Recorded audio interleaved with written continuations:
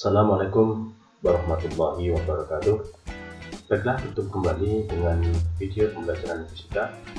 Pada pertemuan kita kali ini kita akan membahas materi kelas 12, yaitu berkaitan dengan gaya magnetik.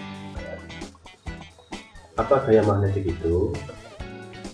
Jika sebuah penghantar yang berarus listrik ditempatkan pada medan magnetik atau induksi magnet, maka penghantar itu akan mengalami gaya, di mana gaya itu akan disebut dengan gaya magnetik atau gaya Lorentz. Jadi kalau ada kawat penghantar berarus listrik kemudian ditempatkan pada medan magnet, maka kawat itu akan mengalami gaya yang biasa disebut dengan gaya Lorentz atau gaya magnetik. Ya. Kemudian berapa besarnya gaya Lorentz itu?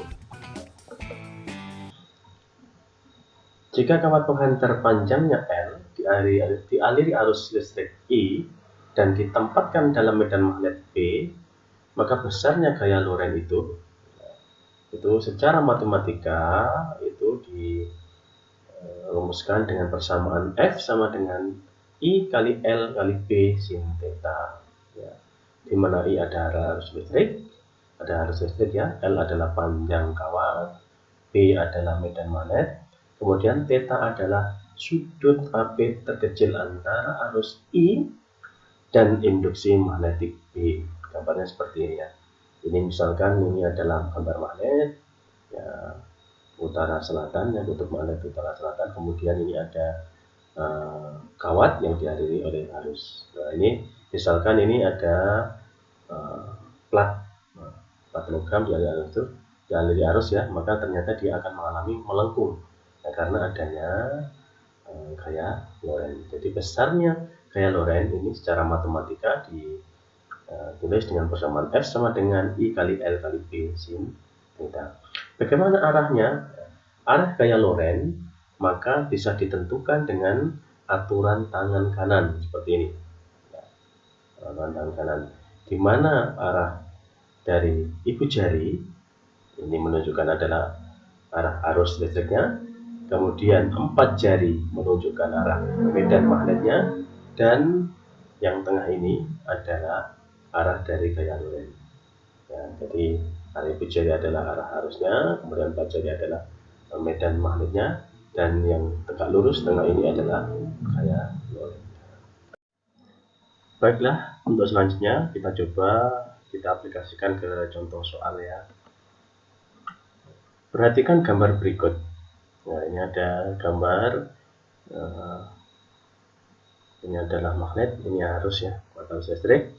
Jika arus listrik I dialirkan pada kawat AB, maka arah gaya magnetik yang dialami kawat AB adalah titik. Jadi kita disuruh menentukan bagaimana arah dari gaya Lorentz atau gaya magnetik yang dialami oleh kawat AB ini. Oke. Arah gaya Lorentz dapat ditentukan dengan kaidah tangan kanan seperti gambar berikutnya. Ini ya, di mana nanti ibu jari menunjukkan kuat arus listrik, 4 jari adalah magnet, kemudian gaya Lorentz ditunjukkan tegak lurus di tengah-tengah tangan ya, seperti itu. Arah garis gaya magnet B pada magnet batang ini arahnya selalu dari utara ke selatan ya. Arusnya adalah dari A ke B, artinya ke bawah. Jangan lupa medan magnet arahnya adalah dari utara menuju ke selatan, kemudian arus arahnya adalah ini ke bawah. Maka dari konsep tangan kanan, arah sesuai dengan aturan tangan kanan, maka nanti arah dari gaya Lorentz mengarah ke pembaca atau keluar bidang kertas. Ini ya, seperti ini. Kita lihat bahwa arusnya ini ke bawah, ini ke bawah. Kemudian B-nya ini adalah dari utara ke selatan, itu dari sini. Maka nanti gaya Lorentz-nya adalah menuju ke pembaca atau keluar bidang kertas. Nah, ini aplikasi dari konsep arah dari gaya Lorentz. Baiklah, untuk selanjutnya kita pelajari gaya Lorentz pada dua kawat konduktor lurus panjang dan sejajar dialiri arus. Nah, seperti ini. Dua kawat penghantar yang dipasang sejajar dan dialiri arus listrik maka akan menimbulkan gaya Lorentz. Kita lihat ya, gambarnya seperti ini. Ini ada dua kawat, I1, I2. I adalah arus listrik ya. Ini adalah I2. Ternyata apa? Nanti akan timbul gaya Lorentz. Ya. Kita lihat lagi gambar berikutnya ya. Ketika kedua kawat arusnya searah, nah ini kalau kawatnya ini adalah searah, seperti ini, I1 dan I2 arahnya sama-sama ke atas. Nah, keduanya akan saling mendekat. Ada gaya tarik-menarik. Jadi gaya Lorentz-nya itu akan menimbulkan gaya tarik-menarik antar kedua kawat berarus listrik ini. Ya. Kemudian kalau arahnya berlawanan, yang satu ke atas, yang satu ke bawah misalkan, maka kedua kawat akan saling menjauh atau ada gaya tolak menolak. Gaya tarik atau gaya tolak ini merupakan dari gaya Lorentz. Seperti apa gambarnya? Kita lihat, kita coba ya. Kita bahas mengapa kok bisa terjadi gaya Lorentz. Oke ya, ini misalkan kita ambil gambar yang pertama, yang A, yaitu dua kawat sejajar dari dialiri arus listrik yang arahnya sama. Ini sama-sama ke atas, I1 ke atas, I2 sama-sama ke atas ya. Nah, kita perhatikan kawat I1 itu nanti akan menimbulkan, ketika ada kawat berarus listrik maka di sekitarnya ada medan magnet. Ya, begitu juga I2, ketika dia dialiri arus listrik maka dia juga ada medan magnet. Nah, tadi konsepnya gaya Lorentz timbul jika ada kawat berarus listrik berada dalam medan magnet. Kawat I1 dia akan menghasilkan medan magnet B1. Kemudian kawat I2 dia akan menimbulkan medan magnet B2. Maka I1, kawat I1 akan dipengaruhi oleh medan magnet B2, begitu sebaliknya kawat I2 akan dipengaruhi oleh B1, maka akan timbul gaya Lorentz. Itulah konsep awalnya. Jadi gaya Lorentz yang timbul dari dua buah kawat dialiri arus listrik yang sejajar, itu konsepnya seperti itu. Kemudian berapa besarnya? Besar gaya tarik atau gaya tolak atau gaya Lorentz yang ada, yang timbul dari dua buah kawat yang dialiri arus listrik sejajar didekatkan, maka besarnya adalah F per L, gaya persatuan panjang ya. L itu adalah panjang kawat ya, L adalah sebar panjang, sama dengan mu0 I1 I2 per 2 pi-A ya, gaya persatuan panjangnya. F adalah gaya Lorentz, L adalah panjang, mu0 adalah konstanta, I1 adalah ini kuat arus yang ada pada kawat 1, I2 adalah kuat arus pada kawat 2 pi-A ya. Pi adalah konstanta, adalah jarak kawat 1 dan kawat 2. Inilah besarnya gaya Lorentz yang dialami oleh dua kawat berarus listrik yang dipisahkan pada jarak A yang panjangnya adalah L. Oke, kita coba sekarang aplikasikan ke contoh soal ya. Contoh soal, dua kawat sejajar dialiri arus listrik seperti tampak pada gambar ini.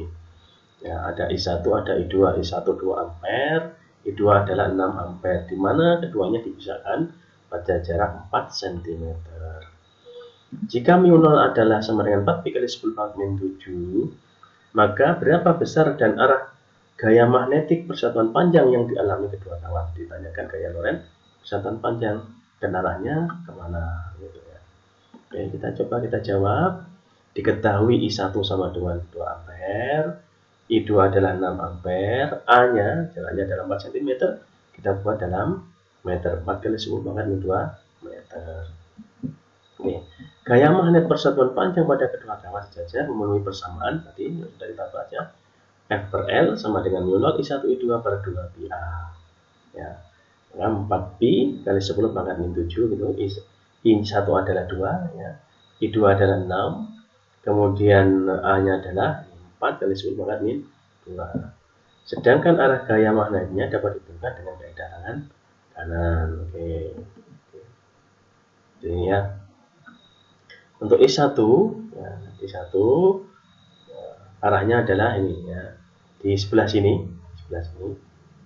di sebelah kanan kawat I1, B1 arahnya masuk bidang kertas. Sedangkan I2 itu adalah di sebelah kiri, itu adalah keluar bidang kertas, ini B1 masuk, B2 keluar, gitu ya.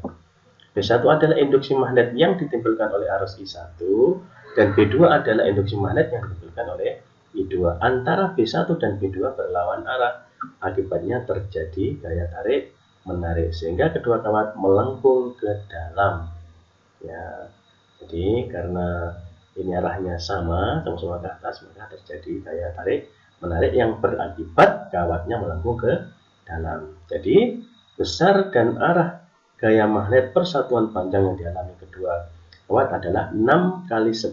Dari sini tinggal kita coret saja, maka menghasilkan gaya magnetiknya besarnya adalah 6 kali 10 pangkat min 5 Newton per meter tarik menarik.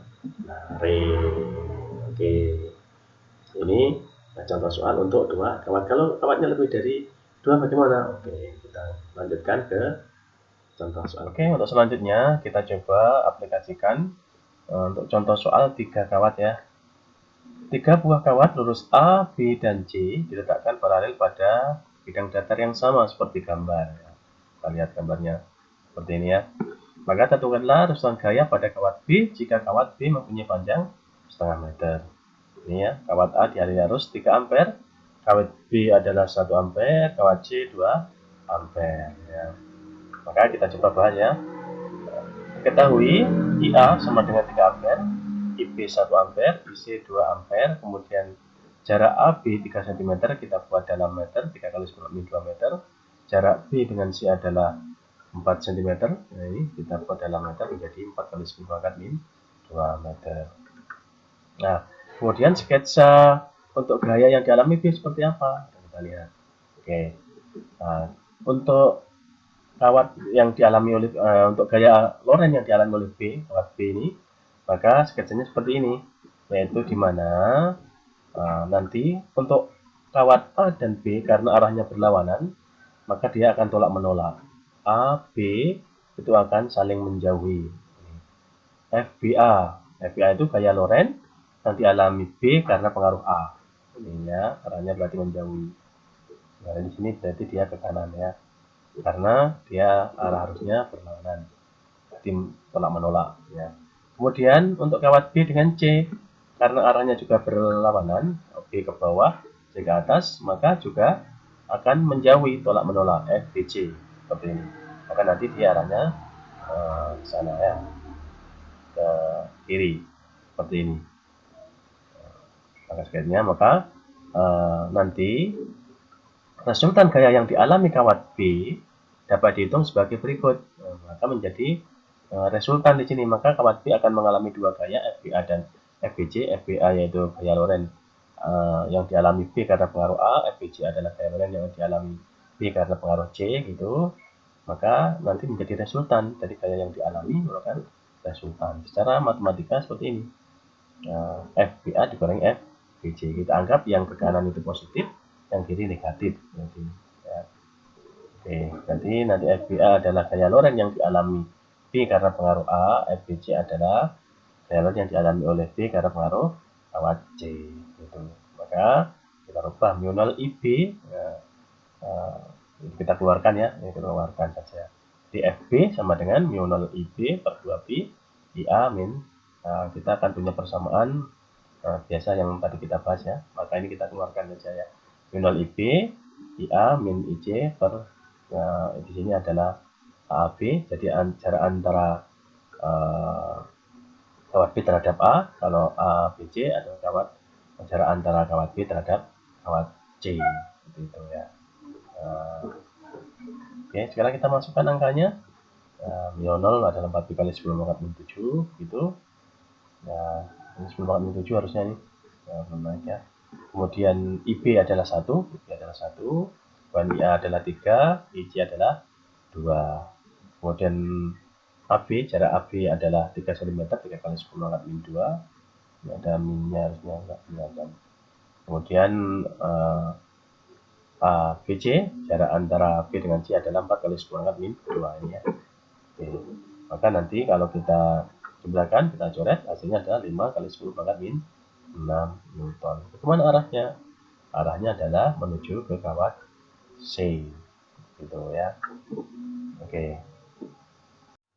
Oke, untuk selanjutnya kita bahas ya, gaya Lorentz pada muatan bergerak dalam medan magnet ya.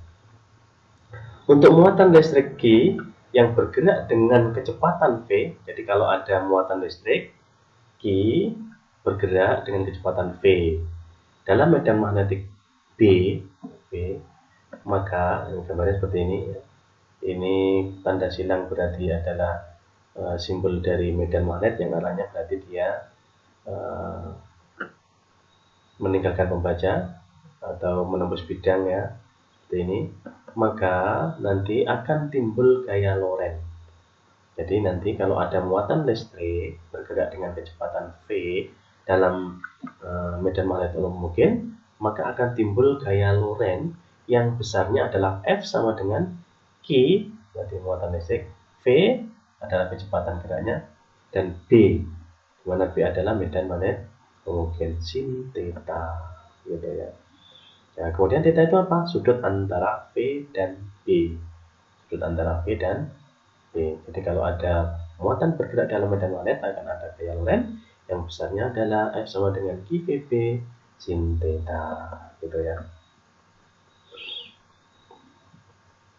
Ya, arah gaya Lorentz yang bergerak ya, untuk muatan bergerak ya, arah gaya Lorentz untuk muatan bergerak dalam medan magnet itu ditentukan dengan aturan tangan ya. Mulai dengan ini ya, bisa ditentukan dengan aturan stroke ya, atau ditentukan dengan menggunakan aturan tangan kanan untuk muatan positif dan dengan tangan kiri untuk muatan negatif ya. Jadi nanti kalau muatannya positif maka kita gunakan aturan tangan kanan, kemudian kalau muatannya negatif dengan aturan tangan kiri ya. Berarti nanti untuk ibu jari adalah arah gerak dari V ya, ibu jarinya, kemudian 4 jari adalah B, dan tegak lurus antara V dengan B adalah gaya Lorentz. Lagi untuk yang ibu jari menunjukkan arah dari V, kecepatan gerak partikel atau muatan, kemudian 4 jari adalah arah B, dan BF ini gaya Lorentz berarti tegak lurus antara F dan B, gitu ya. Nah, kemudian lintasan partikel bergerak tegak lurus dalam medan magnet ya. Jadi kalau ada partikel bergerak tegak lurus dalam medan magnet, maka nanti apa? Gaya Lorentz yang timbul, yang dihasilkan akan mengubah arah partikel dan berfungsi sebagai gaya sentripetal. Jadi nanti gaya timbul yang timbul karena partikel bergerak tegak lurus dalam medan magnet akan berfungsi sebagai gaya sentripetal, sehingga gerak partikel merupakan gerak melingkar beraturan. Oke, seperti ini gambarnya. Ya, gambarnya seperti ini ya. Ingat tanda silang ini berarti ini untuk medan magnet yang arahnya menembus bidang kertas ya, atau meninggalkan pembaca ya. Maka nanti secara matematika dapat ditulis gaya sentripetal sama dengan gaya Lorentz. Nah, gaya sentripetal itu apa? mv kuadrat per r, gitu ya. Ini berarti mv kuadrat per r. Kemudian gaya Lorentz-nya adalah Q kali V kali B. Maka nanti R-nya itu sama dengan M kali V per Q kali B. Dan kemudian M itu apa? Massa partikel. V adalah kecepatan linier bergerak partikel. B apa? Induksi magnetik. Q adalah muatan listrik. R adalah jari lintasan. Oke, kita coba sekarang aplikasikan ke contoh soal ya. Oke. Suatu muatan memiliki nilai massa 9,2 kali 10⁻38 kg. Bergerak memotong secara tegak lurus medan magnetik 2 Tesla. Apabila muatan sebesar 3,2 kali 10 pangkat min 9 kolom dan jari-jari lintasannya adalah 2 cm, tentukan kecepatan muatan tersebut. Ya, kita gunakan persamaan yang sudah kita bahas di atas. Ketahui M-nya adalah 9,2 kali 10⁻38 kg, B-nya adalah 2 Tesla ini ya. Kemudian Q-nya adalah 3,2 kali 10⁻9. kemudian R-nya adalah 2 cm, kita ubah dalam meter, 2 kali 10 pangkat min 2 meter, maka ditanya kecepatan muatan. Oke, kita masukkan, kita punya R sama dengan M kali V per kali B, maka V sama dengan R kali Q kali B per M. Ya, tinggal aja ya, pindah saja. Oke, nah kita masukkan angkanya, R-nya ada 2 kali 10 pangkat 2 ini, kemudian Q-nya ada 3,2 ini, kali 10 min 9, kemudian B-nya adalah 2 ya. Oke. Kemudian M-nya berapa? 9,2 kali 10 min 8 ini. Maka hasilnya adalah 1,39 kali 10 pangkat min 17 meter per sekon. Oke. Kemudian apa gunanya gaya magnetik atau gaya Lorentz itu? Berikut kita bahas ya penerapan gaya Lorentz atau gaya magnetik. Yang pertama, gaya Lorentz itu gaya magnetik itu antara untuk motor listrik. Apa motor listrik? Motor listrik adalah alat yang mengubah energi listrik menjadi energi gerak. Ya, motor listrik digunakan pada tape recorder, berlistrik, pengering rambut, dan kereta api listrik. Ini adalah penerapan gaya magnetik, terutama ini pada motor listrik. Gitu ya. Ini seperti ini konsepnya ya. Ya. Kemudian yang kedua, gaya Lorentz digunakan pada alat ukur listrik, ya, voltmeter, ampermeter, dan galvanometer merupakan alat ukur listrik yang cara kerjanya menggunakan jenis kumparan berputar dengan konsep gaya Lorentz. Ya. Oke, kita lihat gambarnya. Tetap gambarnya sama, intinya adalah kawat berarus listrik kemudian berada dalam medan magnet ini, seperti ini ya. Ini adalah kutub utara, kutub selatan, ini adalah kawat berarus listrik ya, kemudian dihubungkan dengan skala. Nah, inilah nanti penerapan yang kedua gaya Lorentz untuk yaitu pembuatan alat ukur listrik. Kemudian berikutnya gaya Lorentz juga digunakan pada pengeras suara ya, pada pengeras suara. Gambarnya seperti ini ya, gambarnya seperti ini. Ya. Oke, mungkin itulah konsep gaya Lorentz yang kita pelajari pada pertemuan kita kali ini untuk menguji pemahaman kalian, kemampuan kalian dalam memahami konsep dari gaya Lorentz. Ini ada soal latihan yang bisa kalian kerjakan. Ada 2 soal ya. Nomor 1, 2 penghantar lurus panjang dan sejajar terpisah 90 mm satu sama lain. Dari arus listrik masing-masing 2 ampere dan 4 ampere dalam arah yang sama. Arahnya sama ya.